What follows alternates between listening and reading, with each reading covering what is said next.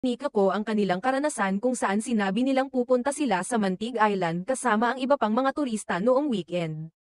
Ngunit nakatanggap sila ng abiso na sarado ang isla dahil sa isang photoshoot ng isang sikat na celebrity. Ayon sa kanya, walang naunang anunsyo tungkol sa photoshoot ng aktres. Nakalaunan ay lumabas na si Julia Barreto pala ang kinukunan. We were told the island would reopen at 12 p.m., so we rushed to make it in time. Upon arrival, we found frustrated tourists waiting, including those who had flights to catch. Despite assurances, the shoot extended past 1 p.m., forcing many to cancel or reschedule their plans, sabi ni Ko.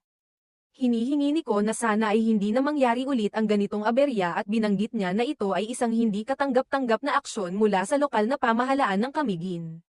Ayon pa sa kanya, kung kinakailangan mang magsara ng mga lugar, dapat ay may paalam ito sa mga turista ng mas maaga, at hindi